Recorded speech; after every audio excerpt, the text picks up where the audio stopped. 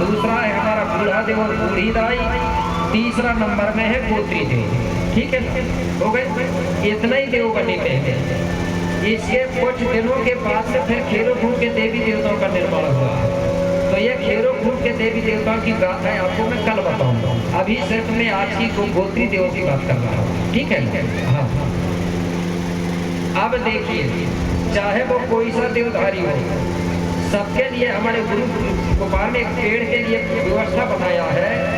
चाहे कोई भी देवधारी हो, हमारा जो देव खलियान होता है, पेन कहा होता है, उसका मंदिर नहीं होता। ठीक है ना, हमारे बूढ़ा देव और बड़ा देव का मंदिर नहीं होता था। अब खैर परिवर्तन हो गया, बनाने लगे। होता था क्या मंदिर? क्योंकि मंदिर में बड़ा देव बूढ़ा देव रहता ही नहीं। मंदिर में सिर्फ हिंदू धर्म के जो देवी देवता है उनके भगवान रहते हैं। ठीक है, और मस्जिद में भगवान नहीं रहता, वहाँ अल्लाह रहता है, मुस्लिम धर्म के लोग। ठीक है, सबके अलग अलग है ना। तो घोड़ों का जो देवता रहता है वो कहाँ रहता है? प्राकृतिक शक्ति साज के पेड़ में। साजा पेड़ जानते हैं ना, वही गोंडों का मंदिर है। बताया गया है कि अगर गोंड लोग एक साज का पेड़ पालते हैं तो उसको एक मंदिर बनाने का फल प्राप्त होता है।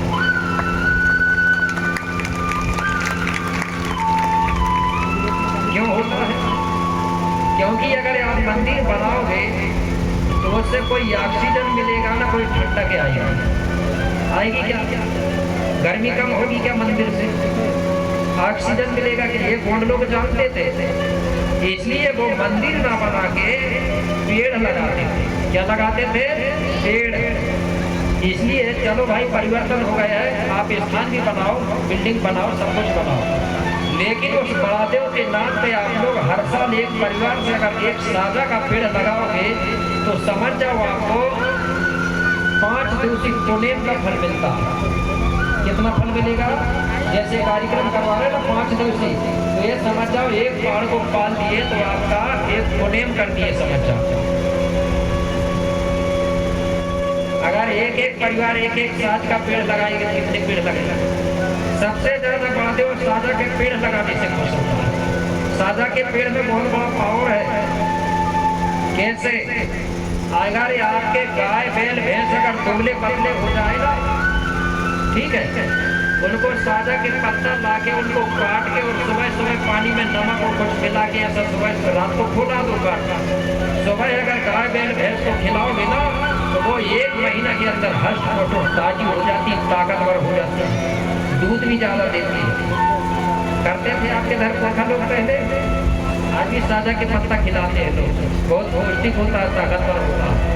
उसी में हमारा बड़ा देव का स्थान होता है। वे सबके लिए है, चाहे कोई भी देव वाला, सबका देव का स्थान होता है साजा पेड़ में।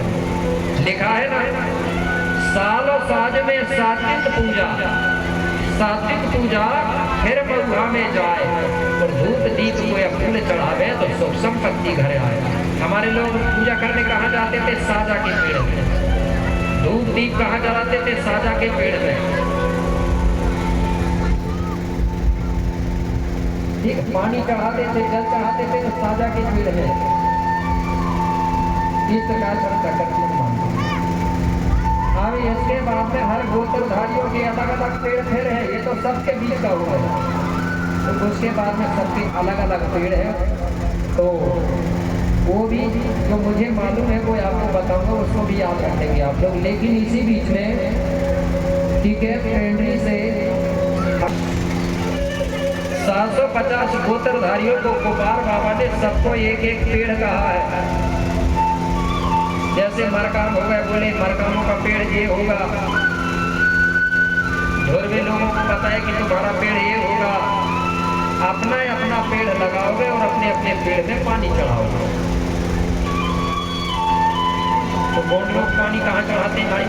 जैसे उदाहरण के लिए मरकाम जी आ गया, ठीक है ना। अब मरकाम जी के लिए बताया गया है कि जो मरकाम होते हैं उनका जो निजी पेड़ है, वो निजी पेड़ में आम का पेड़ को मानते हैं ना मरकाम जी, आम के पेड़ को पूजनी। तो मरकाम लोग आम का पेड़ लगाइए तो उन्हें 100 गुना फल ज्यादा मिलेगा आम के पेड़ लगाने से। और अगर आम के पेड़ में पानी चढ़ाएंगे तो आम फल तो देगा ना। और ये जैसे उदाहरण के लिए अगर कोई दूसरे गुरु जी आ गए और उन्होंने बताया कि मरकाम जी घर में एक पत्थर की पुतरिया जमा दो और रोज घर भर की पुतरिया में पानी चढ़ाओ तो उसको फल मिलेगा। तो मिलेगा क्या? लेकिन मान तो गए ना पानी चढ़ा रहे हैं।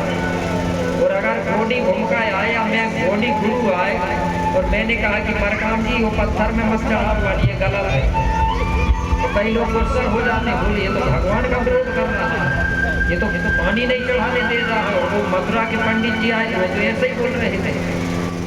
और मैं कह दूं कि मरकाम जी आम के पेड़ में पानी चढ़ाओ, क्या बोल रहा हूँ मैं? आम के पेड़ में पानी चढ़ाओ। और वो दूसरा बोल रहा है कि पत्थर में पानी चढ़ाओ फल मिलेगा। आप बताइए आम में पानी चढ़ाने में फल मिलेगा कि पत्थर में पानी चढ़ाने में फल मिलेगा? फल कौन देगा? पत्थर देगा कि पेड़ देगा? इसलिए गुरु को पार कहते थे कि हमको कहीं वाला पानी नहीं चढ़ाना, पेड़ में चढ़ाना है तो फल मिलेगा। फल भी मिलेगा, छाया भी मिलेगा, ऑक्सीजन भी मिलेगा। इस प्रकार से हमारे लोग आम में चढ़ाते थे। मरकाम लोगों का पेड़ कौन सा है? आम का पेड़ है। इसलिए मरकाम लोगों को जब दीक्षा देते थे ना तो कहते थे आम के पेड़ को नहीं काटना, आम भी मत खाना। गड़बड़ तो नहीं हो रहा होगा? नहीं तो कहेंगे कि यार गुरु जी तो मना कर रहे आम के फल खाने। मतलब फल खा सकते हैं लेकिन सबसे पहले आम का फल हमारे बूढ़ा देव बूढ़ी दाई को पहले चढ़ाते थे तब खाते थे। इसी बीच में हमारे सम्मानी गया है आम का पेड़ का परहेज, इसको काटते नहीं। और एक जीव में बताया गया है मछली कई प्रकार की होती है, लेकिन एक मछली है जिसको मलांज नाम की प्रजाति होती है, उस मछली को मरकाम लोग नहीं खाते। ठीक है ना? इसके बाद में मरावी लोग तो बहुत ढेर सारे हैं। मरावी है ना इधर, मरावी जो लोग हैं राजा रावण की वंशावली माने जाते हैं। ठीक है? राक्षस मत समझना है, राक्षस नहीं था राजा रावण, रक्षक था गुणवाना का। रक्षक को राक्षस दिखाया गया है। ठीक है? रक्षा करने वाले को राक्षस बताया गया। रावण जैसा ज्ञानी कोई नहीं रहा दुनिया में, रावण के बराबर कोई ज्ञानी नहीं था।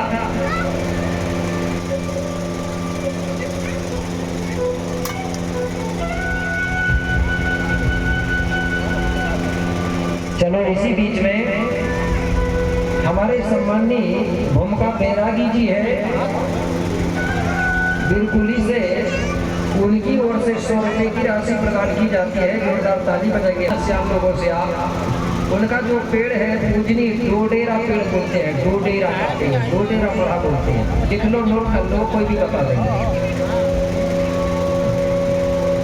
डोडेरा का पेड़ मरावी लोग।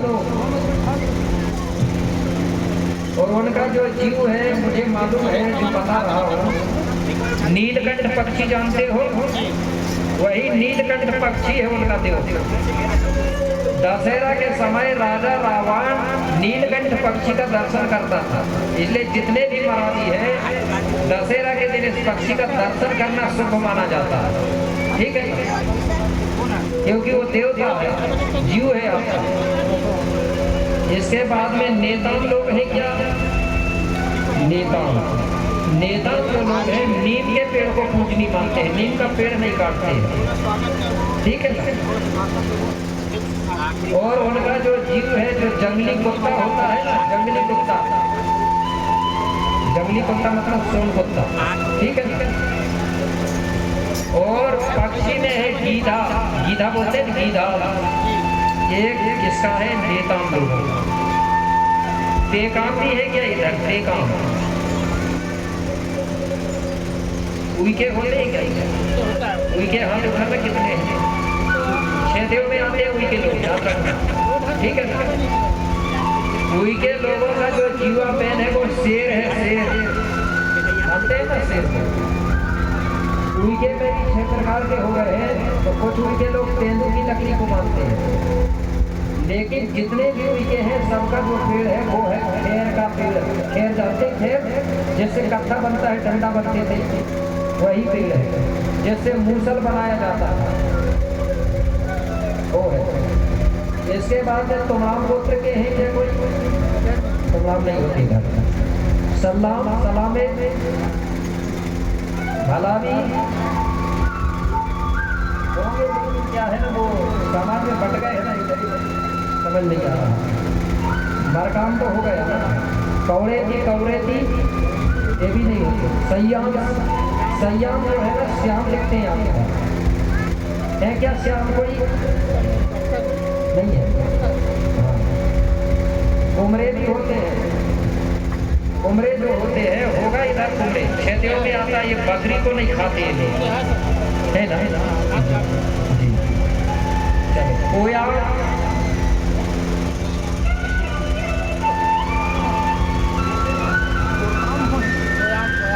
कोराम बोलते हैं क्या? बकरी का परहेज करते हैं क्या? हाँ, तो कोराम लिखते वही कुमरे है। कुमर्रा भी बोलते हैं उसे। बकरी को नहीं छूते, बकरी को खाते नहीं, ठीक है। ये क्षेत्र में आते हैं। इनकी बकरी जीव पहना होता है और एक पेड़ होता है जिसको, एक पेड़ होता है जिसके ऐसे फल रहते हैं और उसका दूध निकलता है, वो पेड़ को मानते हैं। कोई आम है। मरपच्ची सलाम नेटी, नेटी हो गया, हाथ उठाना। नेटी लोग, नेटी लोगों का जो पेड़ है वो है ताड़ पेड़, ताड़ का पेड़। और जीव में है नील गाय, निजी की बात कर रहा हूँ, नील गाय। और पक्षी में है टिटहरी, टिटहरी पक्षी जानते हैं? हाँ, जो अभी बरसात के दिनों में अंडा रखती है ना, पत्थर का वो बनाती घोंसला जमीन में। कुछ लोग बोले हाँ, वो टिटहरी बोलते हैं। तो इसके बाद में परस्ते हैं क्या? परस्ते हाथ उठाना, कौन है? नहीं है, परस्ते नहीं है क्या? हाँ चलो ठीक।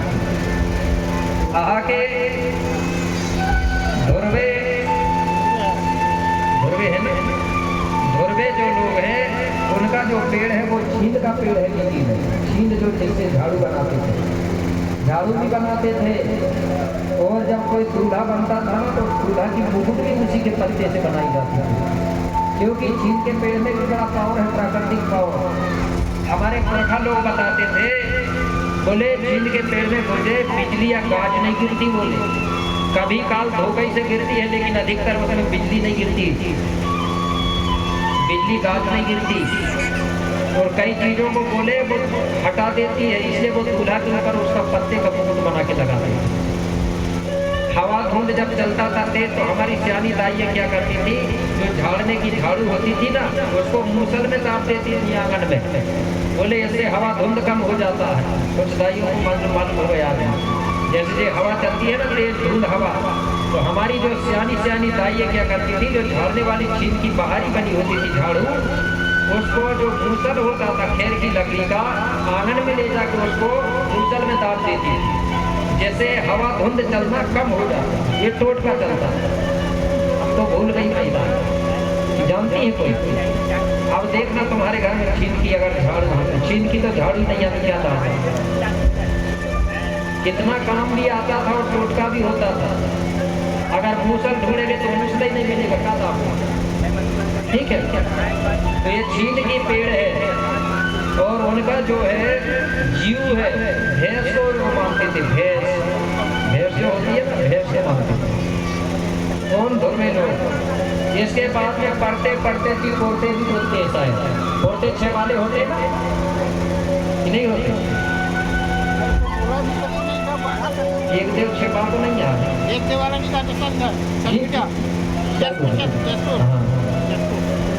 चलो बट्टे बट्टे बट्टी है नहीं है। आर्मो जो लोग है उनका आली मड़ा है। आली मड़ा का मतलब होता है पीपल का पेड़, सबसे अच्छा पेड़ है पीपल का। तो जितने भी आर्मो लोग हैं वो हर साल पीपल का पेड़ लगाएंगे, क्योंकि वो 24 घंटा ऑक्सीजन भी देता है, ठीक है। पीपल का पेड़ है और उनका जीवा में है अल्ली। अल्ली मतलब होता है चूहा, चूहा है उनका जीव। भला भी 15 है क्या, 15 नहीं है। कुंजाम लोगों का कंजी का पेड़ है और जीव में है, पक्षी में है कौवा। कुंजाम लोगों कुलस्ते नहीं है इधर, नवरेती भी नहीं है। नेताम हो गए, नेताम हो गए क्या, जंगली कुत्ता। पेड़ बताया क्या नेताम हो। बहेड़ा का पेड़ है, याद रखना, जो हिर्रा होता है ना उसके साथ बहेड़ा दवाई बनती है, बहेड़ा का पेड़। और कछुआ को भी मानते हैं जी में, याद रखना कछुआ। कंगाली है, ताराम है। अब इसके बाद में सामूहिक रूप बता दे रहा हूँ। जितने भी 3 देव वाले हैं, ठीक है, 3 देव वाले जितने भी लोग हैं, याद से सुनना, उनका जो सामूहिक रूप में 3 वालों का जो जीव है वो कछुआ को मानते हैं। आपके धर्म मानते हैं ना 3 देव वालों। और उनका जो वंशावली है, कुल है, वंशावली बोलने लगे हैं लोग, बाकी ये वंशावली नहीं है, ये कुल माना जाता है। क्या है ये कुल? किस कुल के हैं ये? सांडिल कुल के हैं ये लोग। उसमें वंशावली लिखता है ना बेटा, सांडिल वंशी करके, जबकि ये रहना था सांडिल कुल, क्योंकि वंशी अलग होता है ना वंशावली। वंशावली में सभी लोग आते हैं। वंशावली मतलब हम सब लोग, कोई भी देवधारी हो, सब कोया वंशी हो, मतलब भूख से जल लगेगा। और 3 देव वालों का जो सामूहिक गण है वो है मेरे भाई धमलागढ़ माना जाता है। ठीक है, ये तो याद होगा आपके पास। कौन सा गढ़ है? धमलागढ़। ये 3 देव इसलिए मानने लगे हैं कि जो 3 देव हैं वो 3 भाई थे, इसलिए उन्हीं को देव में बदल दिया। इसके बाद 4 देव वाले हैं। 4 देव वालों का जो सामूहिक गढ़ है वो है लांजीगढ़। 4 देवधारियों को लांजीगढ़ जरूर जाना चाहिए। हमको तीर्थ धाम जाने की जरूरत नहीं है गोंडों को, नहीं तो गोंड घूम रहा है 4 धाम। हमारे में 4 धाम का कोई महत्व नहीं है, हमका अपना गढ़ जाना चाहिए। क्या है? लांजीगढ़। इनको बताया गया है गंगवंशी, मतलब गंग कुल। ठीक है, अभी गंगवंशी चल रहा है तो गंगवंशी। ये लोग भी कछुई को मानते हैं।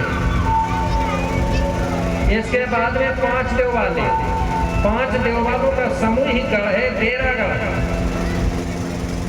ये आते हैं चंद्र वंशावली में, चंद्रकुल में, चंद्रवंशी लिख लो आप। इनका जो जीवा पेन है वो गिरगिट है। गिरगिट जानते हैं ना? गिरगिट है। इसके बाद में 6 देव वाले, 6 देव वालों का है चांदागढ़, जिसको चंद्रपुर कहा जाता है। ये महाराज माता ना, चंद्रपुर चांदागढ़। 6 देव वालों का है चांदागढ़। इनकी जो कुल है वो सूर्य कुल है, सूर्यवंशी मतलब सूर्यवंशी। इनका जीवा पेन है शेर, शेर, ठीक है ना, शेर या शेर। इसके बाद में 7 देव वाले, 7 देव वालों का सामूहिक गढ़ है मंडलागढ़। मंडलागढ़। इनकी जो वंशावली या कुल है वो नागवंशी, नाग कुल। और इनका जो जीवा पेन है वो सेही बोलते हैं, जानते हैं? सेही या सुई बोलते हैं, जो कांटे वाली होती है।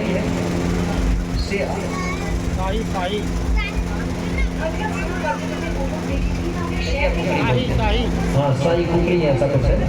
हाँ, समझ तो गए ना, जिसके कांटे होते हैं।